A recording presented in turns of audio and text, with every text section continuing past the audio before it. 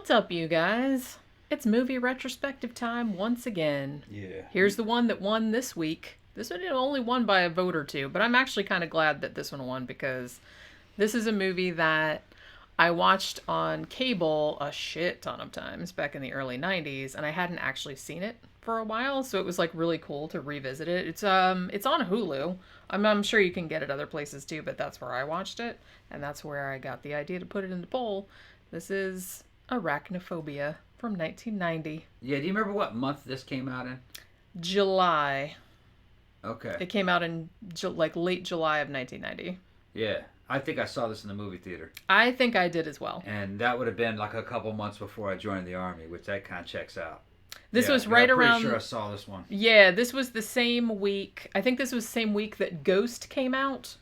And the same week that Die Hard 2, I want to say. Because I think this was the third highest, highest ranking movie that week. I remember that there was like a big fuss about it. It was the best new thing, at the time.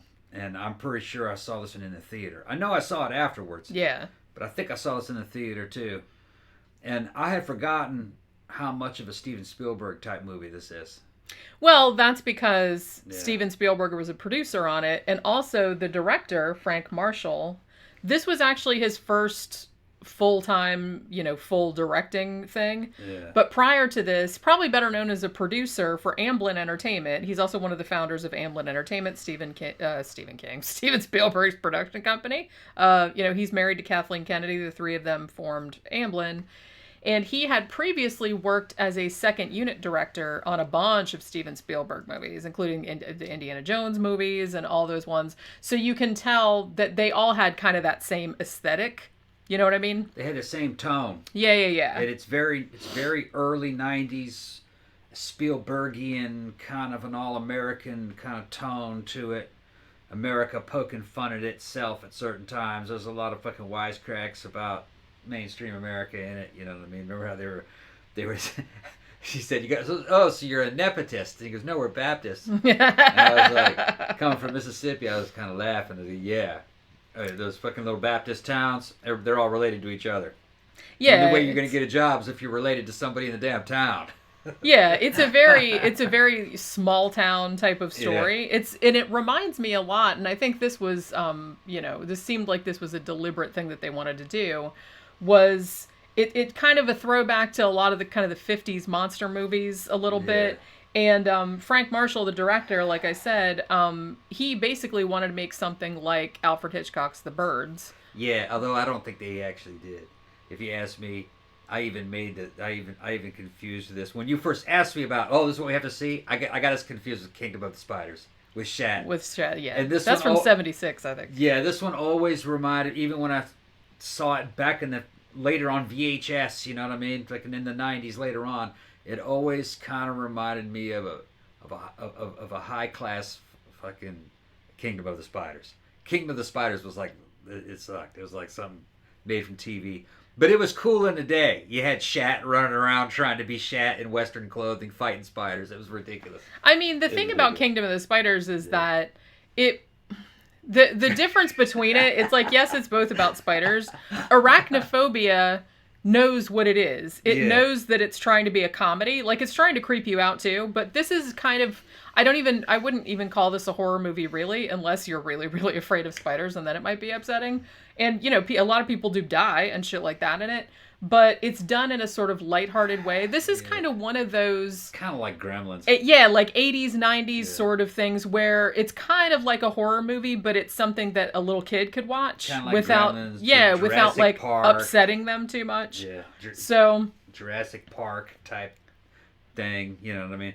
It's a horror movie in the way that Poltergeist is a horror movie. Yeah, and it gets lumped in with a lot of movies like that because, like I said, it's got scary parts in it and people die and terrible things happen. Yeah. But it also has a bunch of funny shit, and it's just the tone of it is a lot more lighthearted. So a kid could watch it and it wouldn't like traumatize them for life or anything like that. So it's kind of like a good gateway drug if you're trying to get your kids into horror. I remember not liking this movie back in the day. I remember just not being that impressed with it. But I like it now better than I did. I think because of the nostalgia. and it did age pretty well.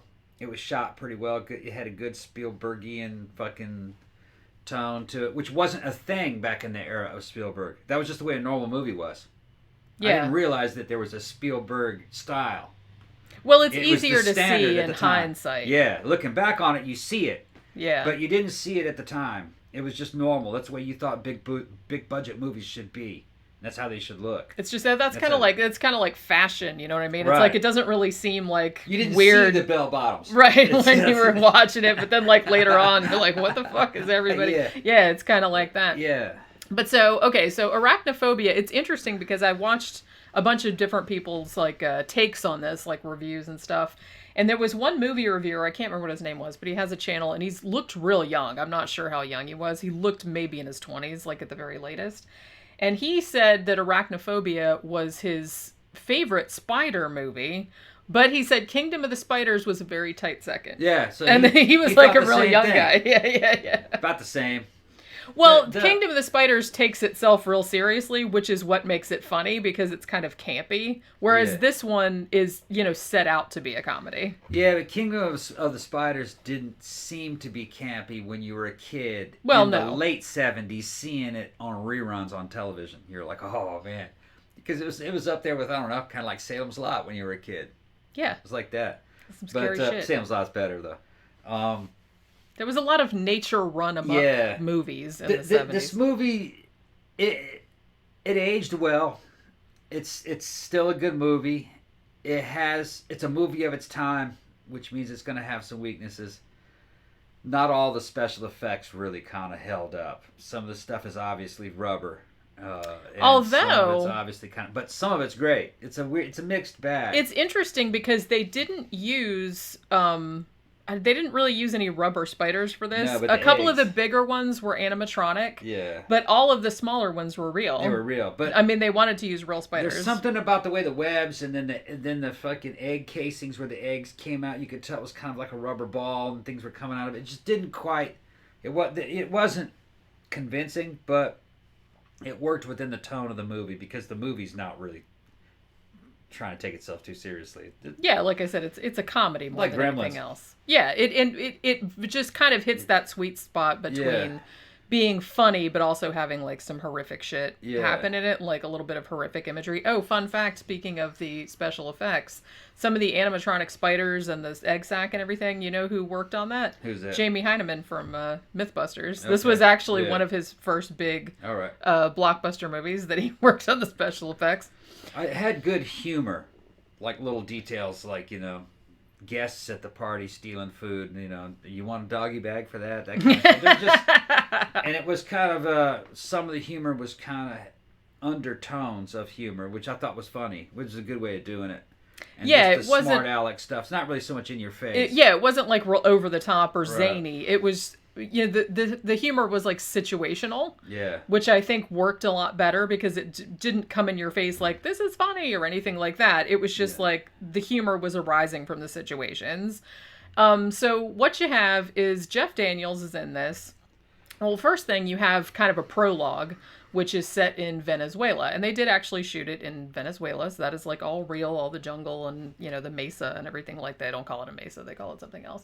But, so that's all real. And that was like the first time that a film had ever been shot there in that particular area. So they go down there and film it. Now, Julian Sands plays an entomologist. It's entomologist, right? Not etymologist. Because I know there's two different things. One study of bugs and one study of words, but they're very similar. So he's down there.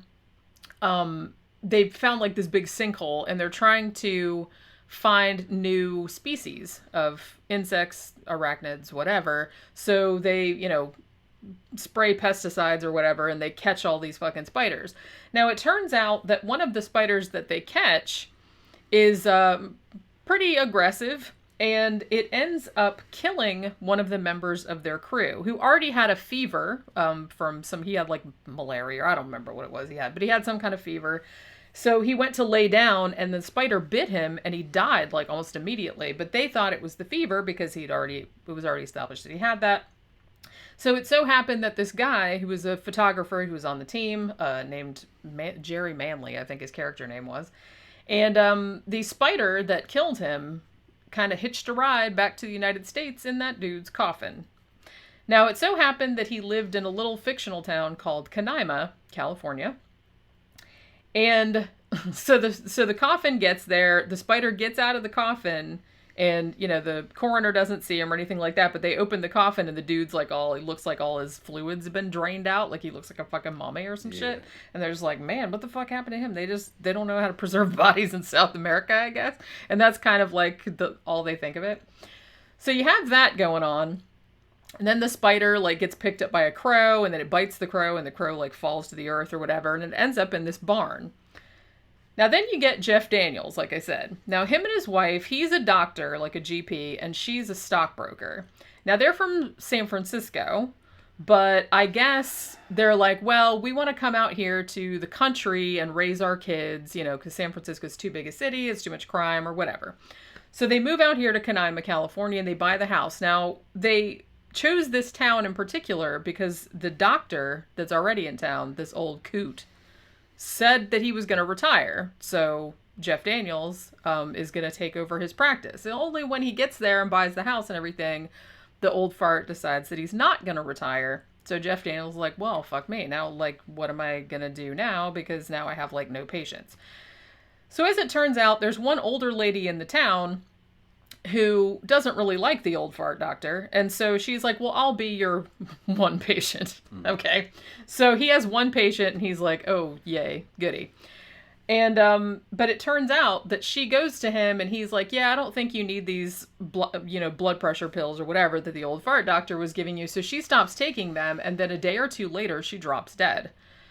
So then it kind of establishes, even before you get to the spider stuff, because you know that the spider stuff is going on in the background, because what ends up happening is that the spider that came in the coffin from Venezuela mates with a regular house spider, and the strain that is thus produced is kind of like this really, really venomous type of spider that also kind of is more like an ant colony type of shit, where it has like a queen and, you know, hive mind, which spiders don't usually do. That's, you know, it's very unusual, but that's kind of like a plot point that's in this.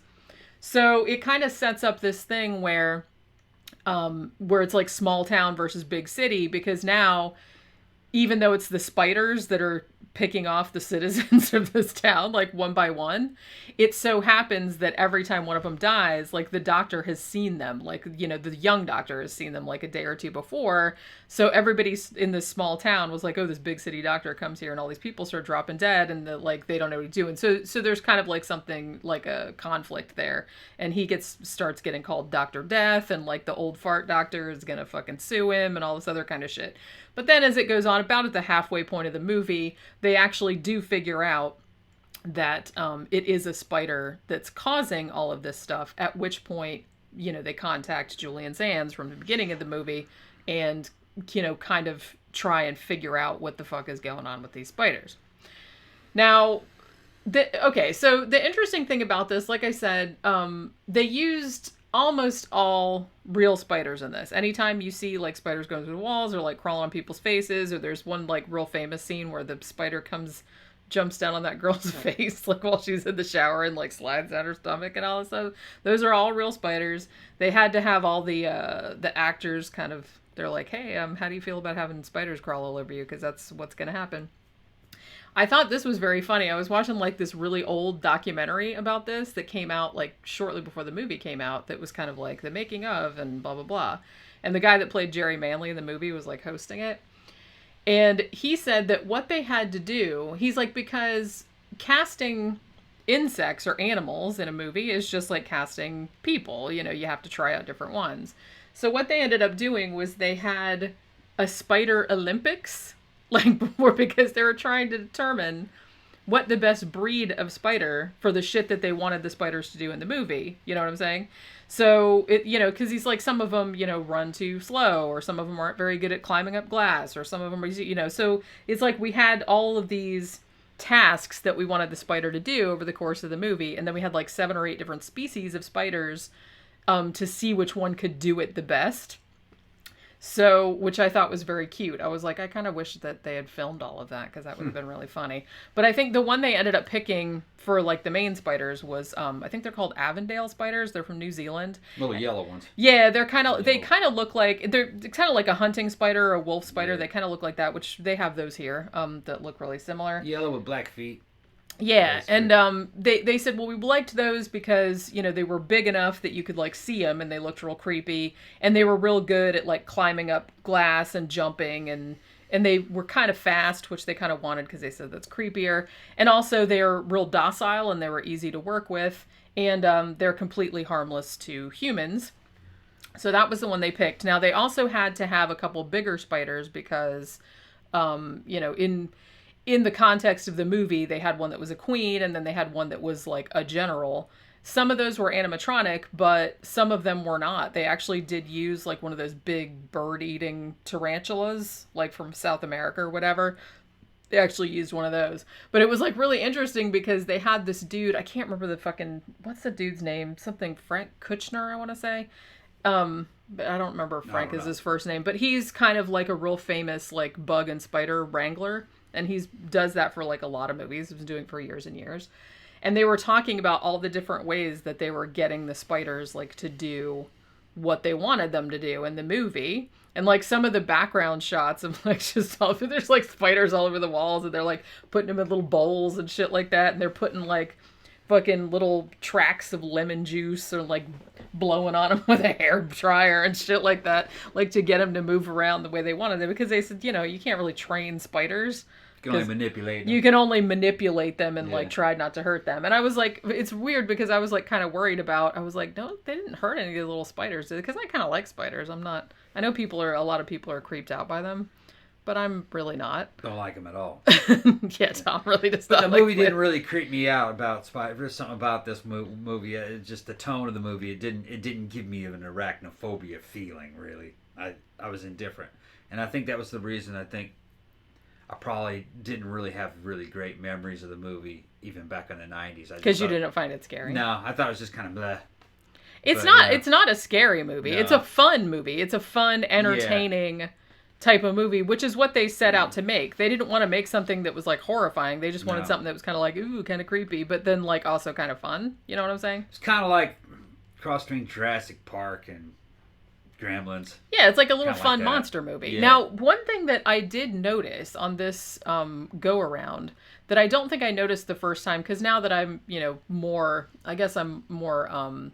conscious of different types of cinema techniques and shit like that. One thing that they do a lot in this, that's actually really cool, because I don't think they really do this in a lot of other monster movies, is that something they would do a lot was they would have the actor, like say the old lady, the first one that gets killed in the town by the spider, and they'll have her like come into the room and sit down, and then the camera will pull back, and then the spider is like in the lamp. So it's like they always like have a continuous shot showing the person and then showing the spider in the same shot as them. Like there's no cuts or edits or anything, so that you always know where the person is and where the spider is, but the person can't see the spider. So it's kind of like this suspenseful type of shit, because that's what they said they really were cognizant of Alfred Hitchcock's thing, where he has like kind of a famous thing where he talks about suspense, and he's like, you and me are here talking about baseball, and there's a bomb under the table, and the bomb goes off. If you do it like that, then everybody in the audience is just like, oh, they'll be like startled for a few seconds and then they'll forget about it. But it's like if you show, if you show like the two people talking about baseball on the table, and you show the audience the bomb under there and say, oh, it's going to go off in 5 minutes, then that's what suspense is. You have to give audiences like certain information that the people in the movie don't have in order to generate suspense. So that's kind of what the kind of the framework that they were going for with this, because they were always showing where the spiders were, but the people in the movie didn't see them. And they said that was one of the best things about making a creepy movie like this about spiders, is that the spiders, they said, we don't want to make like big, huge ones, because there have been like a lot of like giant spider movies and big bug movies and stuff. But they're like, in a way, it's kind of creepier if they're smaller, because they could be anywhere. You know, like I said, the one dude, like the old fart dude that died, the doctor that dies, the fucking spider like crawls into his shoe and then bites his toe, and then he has a fucking heart attack, and you know, and then there's one in like a cereal box, and you know, they can just be anywhere and like pop out at you, and then you'd be dead like in a few seconds, which, you know, is pretty creepy when you fucking think about it. But yeah, so that's why. But yeah, they said that was something they were really, really aware of, that whole Alfred Hitchcock thing. It's like, you know, we'll have a kid like bending down to pick up a baseball, and then there's a spider right there, you know, or the kid or the football player that dies, you know, right before he picks his helmet up, the spider climbs in there, and then so you know what's going to happen, but the people in the movie don't know what's going to happen. That's what they said. All right, but they probably, it's more likely that they chose little spiders because it was cheaper. That's probably what it really was. Because if you ask me, a whole bunch of spiders living in the ground in like a nest, or out in the forest in a nest, and each one of them ends up being the size of an Alaskan king crab. No, I'd rather see that, especially if it was like believable. You know what I mean? Imagine if they were, you know, imagine if they had legs that was like 3.5 inches in diameter, you know, 6 foot across fucking leg span. You know, where it's not so big to where it's like 50s monster movie atomic fucking spider, you know, the size of a building. Not that big. But big enough to fucking be a threat. But at least you would know where that was at, though. They couldn't hide as good. They couldn't hide, but they could, you know, come into your house, you know, like in a swarm. You know, like something out of Day of the Triffids. You know, it wouldn't be one of them, it'd be a whole bunch of them. And they'd be kind of like an ant colony. Each one of them with a body the size of a cat or something. Big old jaws on it. That would freak me out. Where like one or two of them could drag you off. I'd like to see that. I kind of feel like, because there have been a lot of spider movies. We haven't seen, like I said, I've seen a bunch of kind of the 50s big bug ones, like Tarantula, and there was one that was just called, what the fuck was that one called? I don't know. There was one on Mystery Science Theater, but I can't remember. But that was also like a big giant tarantula. But there were some more recent ones. It was like Eight-Legged Freaks. There was a lot of people. Now, the ones in Eight-Legged Freaks, I feel like that was one spider that was about as big as a car. But am I remembering it wrong that there were some smaller ones that were about the size that you were describing? I don't know. I never seen that one.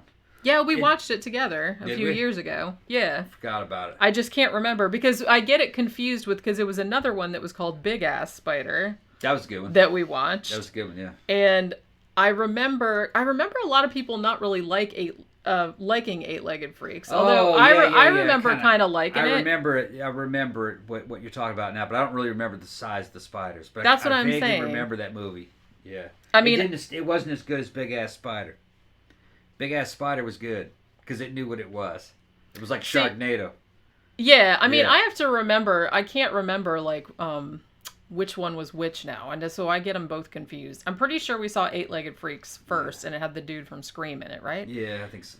And then, and so like I don't remember, but I could have sworn that Eight-Legged Freaks had like one big one and then a bunch of smaller ones that were like dog size. Yeah. I thought. But I could be remembering that completely wrong. I could be thinking of a totally different movie. That's the thing, is that if they were to do what I described today, they'd want to do that shit CG. You want it practical effects. Well, yeah, because it's gotta look real. The CG spiders and Eight-Legged Freaks look terrible. Yeah, they don't look real. Like the big ones look terrible. It's gotta have some mass. You know, it's gotta be able to come after you. I think that's why Arachnophobia. That's probably why they went that way. I like that so much, and I think that's why that's a lot of people's favorite spider movie, is because all those are real spiders. It's not a bad movie. I'm not saying it's a bad movie. I have a lot of affection for it just because, I mean, I saw it a bunch of times on cable, and it's just and it's one that has like a lot of rewatch appeal for me. Yeah. It's kind of one of those movies that, and the young guy said this too. He's like, this is one of those movies where every time if you're flipping through the channels or whatever and you see that it's on, you sit there and watch it. Yeah, maybe. It's just aged well. For me, it's better now than it was. But at the time, I thought it was a little bit disappointing. I can remember, being like, it was just okay. But you look at it now, it's better than it was. Maybe it's because I'm older now, so I'm more appreciative of it, I was, still in my teens, I think, in 1990. And maybe almost 20. I think I just turned 20. Yeah, I was 18. Yeah, so. I think I just turned 20. And You know what I mean? I still wanted shit to, to be fucking large scale, something like Jurassic Park, Although Jurassic Park was the next movie that Steven Spielberg No, I'm just saying. That was 93, Things had to be kind of big, you know what I mean? Like to kind of impress me. Like the things from Gremlins were pretty big, just Alien and Aliens, saw those, it's just, that was just kind of the mode. That was why Jurassic Park was such a success, is that the shit was big. And the CG still fucking holds up pretty well. Yeah, I just watched that again recently, and that CG looks better than shit that was made in like the mid 2000s. Yeah. I think some of it was practical too. It was. Well, the close-ups were all animatronics, puppets, things like that. Look good. I mean, if that's what you're gonna do. I mean, like I said, I think the reason that Arachnophobia still looks so good is because 95% of the spiders were real spiders.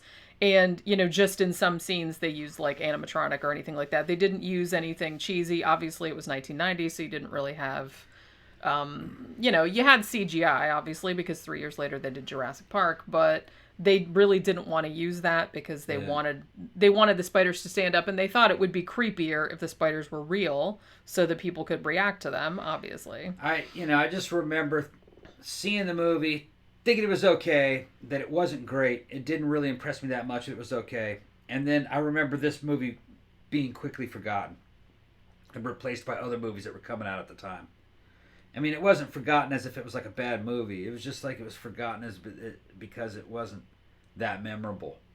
Like, rewatching this movie again, I didn't remember anything except the Bug Hunter.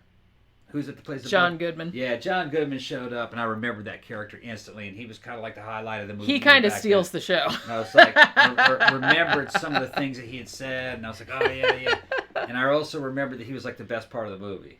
I think that I liked a lot of the characters in this. I liked that that fucking asshole sheriff played by Stuart Pankin. He was hilarious. The fucking coroner dude, Irv, whatever. And he's like I love that they have that trope. They have this in so many movies where the coroner like always comes into the morgue or whatever, like eating a sandwich. Like you know what I mean? They're always like eating. And the guy, I guess that was the same guy and his wife, like watching Wheel of Fortune with the popcorn with the fucking spider runner. So there's like a lot of really good like characters in this, which I think is another thing that I remember just a few months later being in the army and having guys fucking quote that fucking John Goodman Bug Hunter character and doing that character, in the army setting. Yeah, that's a very iconic. He was like the most memorable thing from this movie, looking back on it. That's what everybody remembered.